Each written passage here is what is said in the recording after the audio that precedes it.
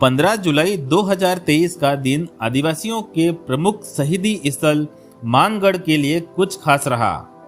इस दिन राजस्थान, मध्य प्रदेश, गुजरात, महाराष्ट्र से लाखों की संख्या में भील प्रदेश की मांग व यूसीसी के विरोध में आदिवासी समाज के लाखों लोग एक जाजम पर आके बैठे व एक स्वर में आदिवासियों के लिए अलग भील प्रदेश की मांग की, साथ ही यूसीसी का भी कड़ा विरोध किया। भील प्रदेश सांस्कृतिक महासम्मेलन की खास बात यह रही कि भीलों के साथ साथ पंजाब, हरियाणा के किसान नेताओं एवं खाप पंचायतों के प्रमुख ने भी भीलों की मांगों का पूर्ण समर्थन किया। आदिवासियों की जाजम पर भीलों के अलावा अन्य समुदायों का आकर बैठना एक बड़ी उपलब्धि मानी जा सकती है। आदिवासियों के इस शक्ति प्रदर्शन ने कांग्रेस, बीजेपी व आम आदमी पार्टी की नींदें जरूर उड़ा दी होंगी, क्योंकि दक्षिणी राजस्थान की 17 से 18 सीटों पर आदिवासियों का दबदबा है। 2024 के शुरुआत में राजस्थान में विधानसभा चुनाव होने को हैं। ऐसे में आदिवासियों का एक जाजम पर आके बैठना बड़ी राजनीतिक पार्टियों के लिए सिर दर्द का विषय बन सकता है।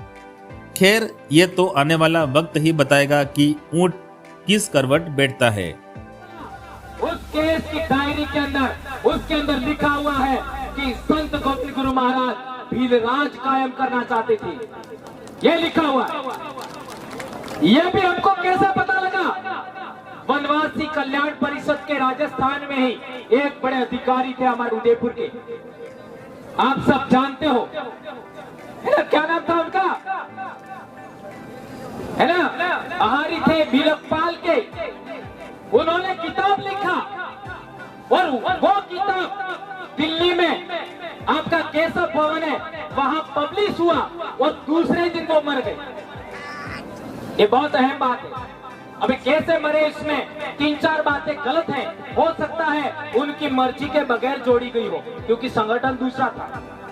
उसी के अंदर उन्होंने भील प्रदेश शब्द को 6 बार लिखा है और इसी किताब को पकड़ करके हमने एक और नारा दिया, जय भील प्रदेश। और आज देख लीजिए 4 राज्य का आदिवासी जय भील प्रदेश नारे के बैनर तले आज यहाँ पर इकट्ठा हुआ है। ये बड़ी बात है मेरे दोस्तों। कई लोग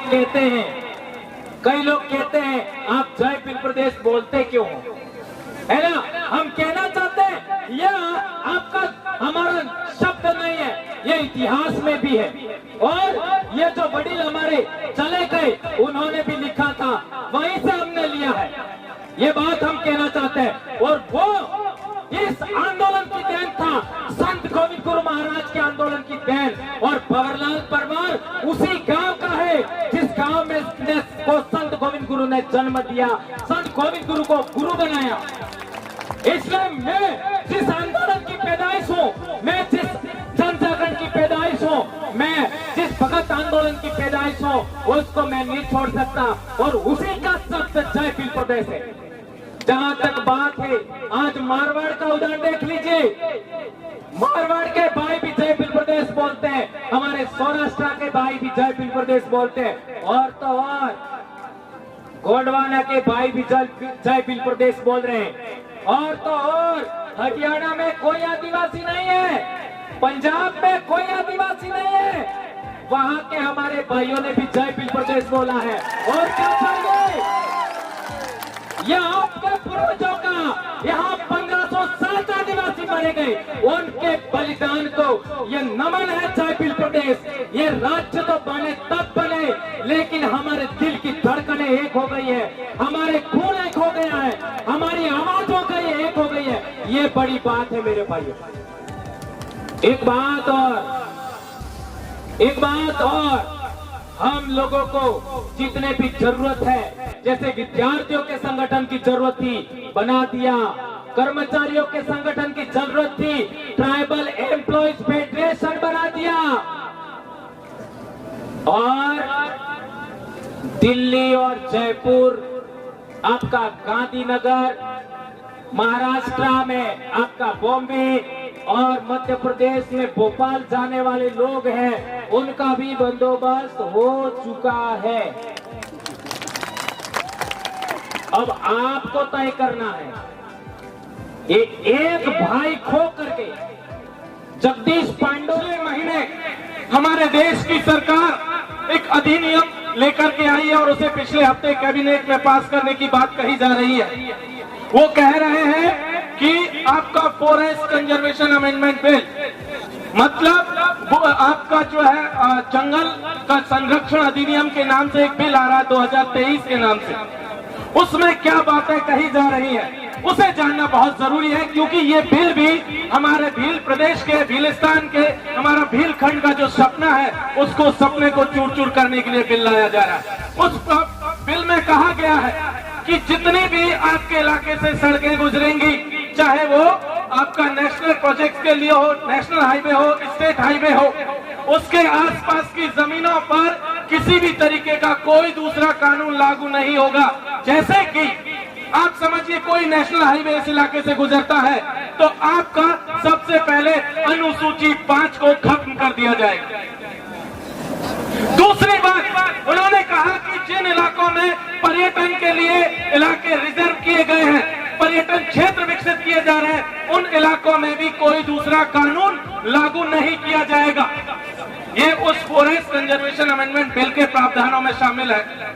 उसके साथ साथ उन्होंने कहा कि सरकार जिसे चाहे, जिस इलाके को भी एक सिंपल नोटिस निकाल करके उसे स्पेशल जोन में डाल सकती है और उस इलाके में भी अनुसूची 5 पेशा अधिनियम 1996, फॉरेस्ट राइट एक्ट 2006 वो भी लागू नहीं होगा। आप समझिए ये जो खतरा हमारे ऊपर ये फॉरेस्ट कंजर्वेशन अमेंडमेंट बिल के नाम से आ रहा है, ये खतरा भी हमारे ऊपर बहुत बड़ा खतरा है साथियों। आने वाले सत्र में, जुलाई में जब पार्लियामेंट का सत्र शुरू होगा, उसमें इस बिल को पास कराया जाएगा। हमें याद रखना है आज इस अवसर पे देश के अंदर हमारे समाज के साथ क्या हो रहा है। इससे पहले मैं कुछ बात बताना चाहूंगा। हम कहते हैं हमको लड़ाई लड़नी है, हमको लड़ाई लड़नी है, लेकिन लड़ाई किस लिए लड़नी है, लड़ाई किस लिए लड़नी है और लड़ाई किससे लड़नी है, ये दो बातें नहीं जानेंगे। हम कहते हैं लड़ाई लड़नी है, लेकिन लड़ाई किस लिए लड़नी है और किससे लड़नी है, ये दो बातें अगर जानकारी नहीं कर पाएंगे तो हम लड़ाई लड़ नहीं पाएंगे, सिर्फ बोल पाएंगे लड़ाई लड़नी। लड़ाई हमारे हक अधिकारों की लड़ाई, हमारा आदिवासी समाज का इतिहास जो दबाया जा रहा है उसको उजागर करने की लड़ाई, हमारी संस्कृति की लड़ाई, हमारे संवैधानिक हक अधिकारों की लड़ाई है। और वो 15 जुलाई थी, आज भी 15 जुलाई है, तो क्या सोचा था सरकार ने आदिवासी लौट के नहीं आएंगे, ऐसा गलत। जब तक आप तोड़ेंगे नहीं तब तक छोड़ेंगे। दूसरी बात, यहाँ प्रशासन ने हमारे एक साथी का ड्रोन ले लिया है, अभी के अभी मेरे सामने ला के रखो, नहीं तो ये सारे आज गाड़ी के हो रहेंगे। आपको याद नहीं हमारी व्यवस्था के लिए रखा है, हमारा समाज चुराने के लिए रखा है। किससे लिया ड्रोन? ड्रोन लो मुझे, ऐसा मत समझना कि इसका एक्सीडेंट हो गया तो इसको दबा देंगे। ड्रोन लेके